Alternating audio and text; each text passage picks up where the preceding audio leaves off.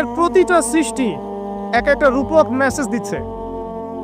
জানেন, রাবার গাছ দেখেছেন? রাবার গাছ, যে গাছ থেকে রাবার হয়, গাছটাকে দেখবেন পরিচ্ছন্ন, গাছটা পরিষ্কার।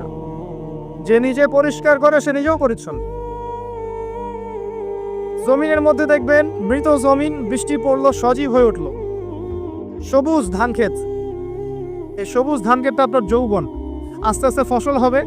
এই ফসল হওয়ার টাইমটা হচ্ছে আপনার পৌরত্ব। এরপরে ফসলটা কেটে ফেলা হবে। এই ফসলটা আপনার ভালো কাজ, আমলে সালেহ, এটাকে রেখে দেওয়া হবে। বাকিটাকে হলুদ বর্ণের যে খড়কুটা, এটাকে জ্বালিয়ে দেওয়া হবে। এই যে ধান গজালো, একটা সিজন গেল, এর মধ্যে আপনার দুনিয়ার জীবনের হায়াতের রূপকথা আছে। জি, পাহাড়কে দেখেন, পাহাড় বিশালতা নিয়ে দাঁড়িয়ে থাকে। ওর গায়ে যতই ঢিল মারেন, লাথি মারেন, সমালোচনা করেন, সে নড়বে না তার জায়গা থেকে। থাকবে, সে ওর জায়গায় স্থির থাকবে, কিন্তু সে শান্ত থাকে, সে চিল্লাফাল্লা করে না। তাই যারা সাহসী বীর, তারা বেশি কথা বলে না, শান্ত থাকে। যারা পাহাড়ের মধ্যে দৃঢ়, ওরা বেশি কথা বলে না। সাগরকে দেখেন, বিশাল সাগর, কক্সবাজারে যান, সাগরকে বিশাল সাগর গর্জন করছে, ভিতরে অনেক সম্পদ, অনেক মাখলুক আছে। আপনি সামনে গিয়ে দাঁড়ান, বিনয়ের সাথে আপনার পা ধুয়ে দিবে, কোনো অহংকার করবে না। প্রতিটা সৃষ্টি আল্লাহ পাকের এক একটা মেসেজ দেয়। ঠিক মেয়ে মানুষও একটা মেসেজ দেয়। কি মেসেজ? আল্লাহ পাক মানুষকে সবচেয়ে সুন্দর করে সৃষ্টি করেছেন, আর মানুষের মধ্যে মেয়েদেরকে সবচেয়ে বেশি সুন্দর করে সৃষ্টি করেছেন। আল্লাহ পাকের সবচেয়ে সুন্দর সৃষ্টি হচ্ছে মেয়েরা, এবং তারা খুব নরম হয়, নরম, প্রজাপতি ধরার মতো। প্রজাপতিকে ধাপ করে ধরতে পারবেন না আপনি, শক্ত করে ধরতে গেলে প্রজাপতি নষ্ট হয়ে যাবে, মরে যাবে। প্রজাপতিকে কোমল ভাবে ধরতে হবে। ঠিক মেয়েদের সামনেও আপনার কোমল থাকতে হবে। বেশি হার্ড হতে যাবেন, শেষ। আমি আপনার গার্লফ্রেন্ডের সামনে কোমল হতে বলি নাই, আপনার ওয়াইফের সামনে হতে বলেছে। কোমল থাকলে আপনি জিতে যাবেন। দেখবেন দুনিয়া চিল্লাফাল্লা করছে আপনার বাসায়, আপনি চুপচাপ আছেন, পাহাড়ের মতো কোমল আছেন। 5 মিনিট পর দেখবেন নিজেই ঠান্ডা হয়ে এসে বলছে, আচ্ছা সরি, ভুল হয়ে গেছে। আর যদি আপনি চিল্লাফাল্লার কাউন্টার দিতে যান, তাহলে দেখবেন সুটকেস গোছানো শেষ, বাবার বাড়ি চলে গেছে। ডিল করা খুব ডিফিকাল্ট। এখানে আপনাকে খুবই সবরের পরিচয় দিতে হবে। আল্লাহ পাক বোঝার তৌফিক দান করুন। আর আমরা মা বোনদেরকে রিকোয়েস্ট করব, 4টা মূলনীতি মেনে কাপড় চোপড় পরবেন। আপনার কাপড়টা এমন হবে না যে কাপড়টা পরলেও অঙ্গ প্রত্যঙ্গ দেখা যায়, বোঝা যায়, এমন হবে না। কাপড়টা এমন হবে না এত টাইট ফিটিং যে আপনার অঙ্গের উঁচু নিচু অবয়ব বোঝা যায়, এমন হবে না। কাপড়টা এমন হবে না যেটা অমুসলিমদের পোশাক, আর কাপড়টা এমন হবে না যেটা পুরুষদের পোশাক। এই মূলনীতিগুলো মেনটেন করে কাপড় পরবেন ইনশাআল্লাহ। এছাড়াও মেয়েদের কথায় পর্দা আছে, চলনে পর্দা আছে, ওঠা বসায় পর্দা আছে। নামাজ পড়ার সময় তাদেরকে কিছুটা শালীনভাবে নামাজ পড়তে হয়। তাদের চোখের দৃষ্টির মধ্যে পর্দা আছে। এগুলো কে শিখাবে এখনকার মেয়েদেরকে? সবসময় বিজি দেখবেন নতুন কোন সিরিয়াল আসছে, নতুন কোন ফ্যাশন আসছে, নতুন কোন পার্লারে কি আসছে, কোন কাটিং আসছে, কোন নায়িকা আসলো, ও যে বাংলাদেশে কোন এক নায়িকা আসছে, তাই নিয়ে মিডিয়াতে এমন তোলপাড়, মনে কি নাকি একটা অবস্থা। আল্লাহর কাছে তোমার কি মূল্য আছে? হে, আল্লাহর কাছে তোমাদের কি মূল্য আছে? তোমরা কি 5 ওয়াক্ত নামাজ পড়ো? তোমরা কি পর্দা করো? তোমাদের মধ্যে হায়াবোধ কিছু আছে? তোমরা মানুষকে ভালো কিছু শিখাও, সমাজকে ভালো কিছু দাও, শালীন কিছু দাও। আল্লাহর কাছে তোমাদের কি মূল্য আছে? নবী সাল্লাল্লাহু আলাইহি ওয়াসাল্লাম তো জাহান্নাম দেখে এসে এই কথাটাই বলেছেন, আমি জাহান্নাম দেখে আসলাম, সেখানে বেশিরভাগ অধিবাসী হচ্ছে মেয়ে, নারী। কি কারণ? তারা এমন কাপড় চোপড় পরে বাইরে ঘুরতো, যেই কাপড় পরেও তারা নগ্ন থাকতো। আমি কি ব্যাখ্যা করতে হবে? আপনি দেখতে পারেন না? এবং তারা স্বামীর সাথে কুফরি করত। সারা জীবন স্বামী যদি তাদের ভরণ পোষণ দেয়, ভালোবাসে, মহব্বত করে, তাদের জন্য জীবনটা ক্ষয় করে ফেলে, এক পর্যায়ে গিয়ে বলবে, সারাটা জীবন তোমার কাছে কিছুই পাইলাম না। বাস্তব। এগুলোর কারণে মেয়েরা বেশি বেশি জাহান্নামে যাবে, এবং তারা মানুষ মারা গেলে মাতম করে, বুক পিঠ চাপড়ায়, এই কারণে যাবে, এবং তর্ক লাগলে অভিশাপ দেবে বেশি, এই কারণে যাবে। আল্লাহ পাক আমাদের মা বোনদেরকে হেফাজত করুন। তবে একটা হাদিস আছে সুসংবাদের। নবী সাল্লাল্লাহু আলাইহি ওয়াসাল্লাম বলেছেন, একজন নারী যদি 4টা কাজ করতে পারেন, জান্নাতের যে কোনো দরজা দিয়ে ইচ্ছা প্রবেশ করতে পারবেন। 1 নাম্বার 5 ওয়াক্ত নামাজ, 2 নাম্বার রমজান মাসে সওম, 3 নাম্বার আপনার লজ্জাস্থানের হেফাজত অর্থাৎ খাস পর্দা, এবং 4 নাম্বার আপনার স্বামীর আনুগত্য। ফ্যামিনিস্ট আকীদার মেয়ে হলে আনুগত্যকে দাসত্ব মনে করে, স্বামীর আনুগত্যকে তারা দাসত্ব মনে করে। স্বামী কে? স্বামীর সম্মান বোঝেন আপনি? স্বামী কে? যার ব্যাপারে নবী সাল্লাল্লাহু আলাইহি ওয়াসাল্লাম বলেছেন, আমি যদি আল্লাহ ছাড়া অন্য কাউকে সেজদা করতে বলতাম তাহলে মেয়েদেরকে বলতাম তারা যেন স্বামীদেরকে সেজদা করে। আপনাকে আমি কিভাবে বুঝাবো স্বামী কে, স্বামীর মর্যাদা কোথায়? এগুলো কি ইসলাম মেয়েদেরকে ডমিনেট করছে এগুলো দিয়ে? কেন? এই স্বামী আপনার জন্য সারাটা জীবন ক্ষয় করে ফেলে। একটা চোর পর্যন্ত, একটা চোর, একটা করাপ্টেড মানুষ, দুর্নীতিগ্রস্ত মানুষ, সে চুরি করে দুর্নীতি করে এনে বাচ্চাকে খাওয়ায়। একটা ধর্ষক পর্যন্ত ওর মেয়েকে আদর করে। পুরুষ মানুষ কি জিনিস কেমন করে বুঝবেন? সারাটা জীবন ক্ষয় করে ফেলায়। যদি আপনি তার আনুগত্য করেন, তার সামনে সুন্দর মতো থাকেন, তার কথার সাথে তর্ক না করেন, ভালোবাসা দিয়ে থাকেন, আপনার জন্য সে জীবন দিতে প্রস্তুত থাকবে। এরকম পুরুষ মানুষ আপনাদেরকে কেউ চোখ তুলে তাকে চোখ তুলে ফেলাবে, এরকম পুরুষ মানুষ। আর এখন তো পরিস্থিতি ডিফারেন্ট। বাসায় পুরুষ বাইরের ছেলের সাথে ফোনে প্রেম হয়ে গেছে, পালাই চলে গেছে, বিয়ে করে ফেলছে। দেখবেন বাসায় স্ত্রী আছে, বাইরের মেয়ের সাথে প্রেম করে বিয়ে করা শেষ। বিয়ে করলে সমস্যা নাই, ব্যভিচার করে ফেলছে, বিয়ে সে করতেই পারে, সেদের সমতা রক্ষা করতে পারে, সেটা তার ডিফারেন্ট ইস্যু, এটা অন্য ইস্যু। তো স্বামীর আনুগত্য আপনি কিভাবে বুঝাবেন? এটা দাসত্ব নয়। নবী সাল্লাল্লাহু আলাইহি ওয়াসাল্লাম বলেছেন, কোনো স্বামী যদি কোনো স্ত্রীকে চায়, তার প্রয়োজনের জন্য চায়, মহব্বতের জন্য, স্ত্রী যদি চুলায় রান্না করতে থাকে, ওই রান্না ফেলে দিয়ে তাকে আসতে হবে। হাদিস। রাতের বেলা স্বামী স্ত্রী শুয়েছে, স্বামীর চাহিদা আছে, স্ত্রীর কোনো সমস্যা নাই, স্ত্রী ফিট, ইচ্ছা করেই অহেতুক স্বামীকে বলল আমি রাজি না, উল্টা পাশে মুখ করে ঘুমিয়ে গেল।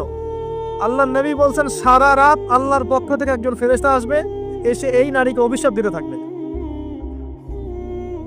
এখন এগুলো হাদিস শুনলে বলবে যে ইসলাম তো মেয়েদেরকে ছোট করছে। একজন মেয়ে তার একজন স্বামীর কথা বলছে, স্বামী তার মেয়ে, তার স্ত্রী, তার মা, তার বোন, সবাইকে তার মিরাসের হক দিতে হয়। একজন মেয়ে তার বাবার সম্পত্তি পায়, কোনো কোনো ক্ষেত্রে তার ভাইয়ের সম্পত্তি পায়, তার স্বামীটা তো পাই, তার ছেলের টক, নানি হলেও সম্পত্তির হক আছে। একটা মেয়েকে চতুর্দিক থেকে সিকিউর করা হয়েছে ইসলামে। তারপরেও কিছু ফ্যামিনিস্টের কারণে এরা বলবে যে মেয়েদেরকে ইসলাম ছোট করছে। হ্যাঁ, মেয়েদেরকে ইসলাম কেন ছোট করছে? কারণ পর্দা করে যে বাইরে বেরোতে বলেছে, ঢ্যাং ঢ্যাং করে নগ্ন হয়ে বেরোতে নিষেধ করেছে, এই কারণে। যদি বলে যে ইসলাম আপনাদেরকে ফ্রি মিক্সিং এর স্বাধীনতা দিচ্ছে, আপনারা সবাই ফ্রি মিক্সিং করেন, গেঞ্জি পরেন, টি শার্ট পরেন, স্যান্ডো গেঞ্জি পরে বাইরে ঘুরে বেড়ান, টাইট ফিটিং প্যান্ট পরে বাইরে ঘুরে বেড়ান, সব জায়গায় আপনারা ফ্রি মিক্সিং করেন, পর্ন দেখেন, জেনা করেন, মদ খান, ইসলাম খুব ভালো। তখন তোমাদের জন্য তো ইসলাম নয়, তোমরা জাহান্নামে যাও, আল্লাহর কি আসে যায়? ইসলাম তোমাদের জন্য নয়, তোমরা জাহান্নামে গিয়ে মরো, ইসলামের কিছু যায় আসে না। আল্লাহর ওয়াস্তে পারিবারিক আদর্শের দিকে ফোকাস করে প্রিয় ভাই।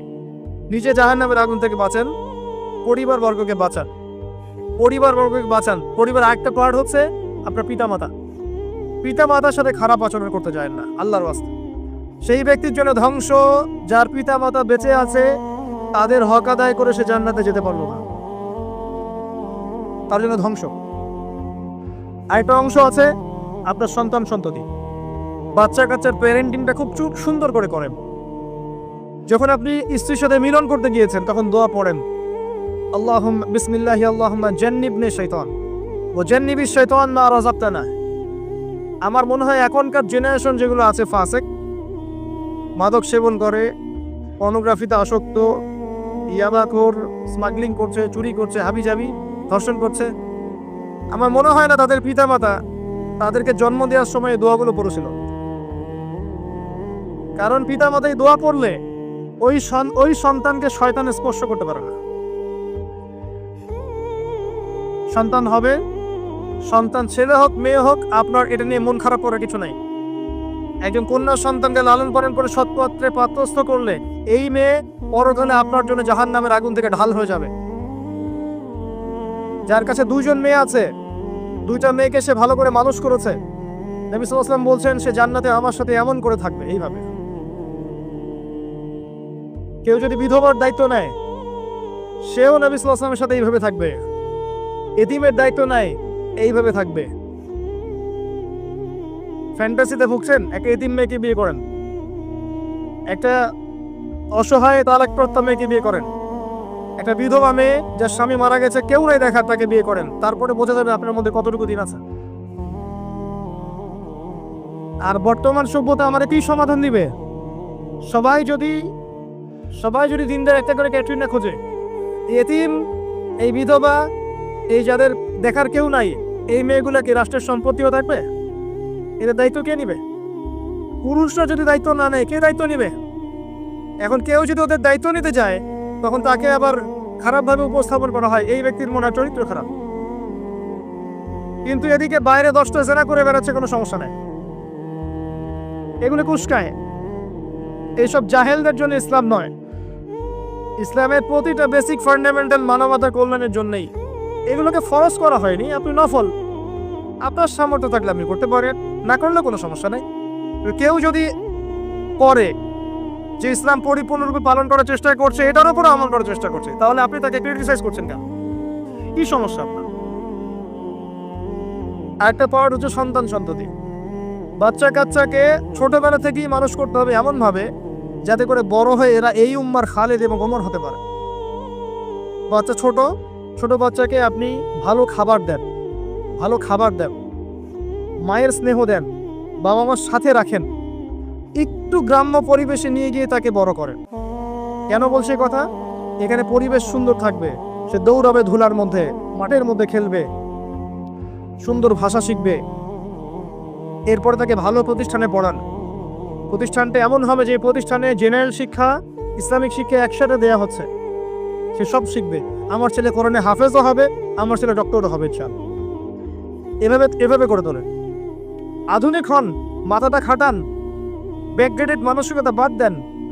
বিশ্বটা এগিয়ে গেছে, আমাদেরকে এগিয়ে যেতে হবে। একমুখী জ্ঞান দিয়ে আপনি কিচ্ছু করতে পারবেন না এই যুগে। দ্বিমুখী শিক্ষার একটা হারমোনিয়াস কম্বিনেশন দরকার।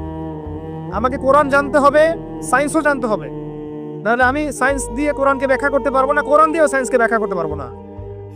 জানতে হবে, আমাদেরকে শিখতে হবে, পড়তে হবে, প্রচুর পড়তে হবে। বাচ্চাদেরকে ছোট থেকে বড় করেন এভাবে। আস্তে আস্তে গিয়ে দেখবেন তারা যখন কিশোর, তাদের বন্ধু বান্ধবের সার্কেলের দিকে খেয়াল রাখেন। আপনি বাবা হিসেবে তার বন্ধুর মতো আচরণ করেন, মা হিসেবে তার সাথে বান্ধবীর মতো আচরণ করেন, তার সাথে ক্লোজ হন, তার সমস্যাগুলো জানার চেষ্টা করেন। তাকে ফ্রি মিক্সিং এর মধ্যে পড়াশোনা করতে দিবেন না, না হলে স্কুল লাইফে সতীত্ব হারিয়ে ফেলবে। অনেক সময় অনেক মেয়ে আছে স্কুল লাইফে সতীত্ব হারিয়ে ফেলেছে। আল্লাহ রাব্বুল আলামিন এই পৃথিবীর সবচেয়ে সুখী মানুষটাকে, এই পৃথিবীতে যার কোনো দুঃখ কষ্ট কিচ্ছু ছিল না, এই মানুষটাকে ডেকে নিয়ে আসবেন, ডেকে নিয়ে এসে জাহান্নামে ঢুকাবেন এক মুহূর্ত সময়ের জন্য, ধরেন 1 সেকেন্ড বা 1 ন্যানো সেকেন্ড। এরপরে বের করে নিয়ে আসবেন, নিয়ে এসে বলবেন পৃথিবীতে কি সুখে ছিলে? সেই ব্যক্তি বলবে সুখ কি জিনিস হে আল্লাহ আমি জানি না। আমি কি বুঝাতে পারছি ভাই? সুখ কি জিনিস আমি জানি না। আর আল্লাহ রাব্বুল আলামিন এই পৃথিবীর সবচাইতে কষ্টে থাকা মানুষটাকে ডেকে নিয়ে আসবেন, এনে জান্নাতে ঢুকাবেন, ঢুকে 1 মুহূর্ত সময় রাখবেন, বের করে নিয়ে আসবেন। বলবেন পৃথিবীতে কষ্টে ছিলে? সেই বান্দা বলবে কষ্ট কি জিনিস আল্লাহ আমি জানি না। এটাই সেই আয়াতের ব্যাখ্যা বলা যায়। আল্লাহ পাক বলেছেন কুল্লু নাফসিন যায়িকাতুল মাউত, প্রত্যেকটা নফস বা আত্মা মৃত্যুর স্বাদ গ্রহণ করবে। ওয়া ইন্নামা তুওয়াফাউনা উজুরাকুম ইয়াউমাল কিয়ামাহ, কিয়ামতের মাঠে তোমাদের পূর্ণ প্রতিদান দেয়া হবে। ওই দিন ফামান যুহজিহা আনিন নার ওয়া উদখিলাল জান্নাহ ফাকাদ ফাজ, সেদিন যাকে আল্লাহ পাক জাহান্নাম থেকে বাঁচাবেন, জান্নাতে প্রবেশ করাবেন, একমাত্র সে ব্যক্তি সফল, আর কেউ সফল নয়। এই আয়াতটা হচ্ছে দ্য ডেফিনেশন অফ সাকসেস, যার পিছনে আমরা ছুটছি। আমরা সাফল্যের পিছনে ছুটি না।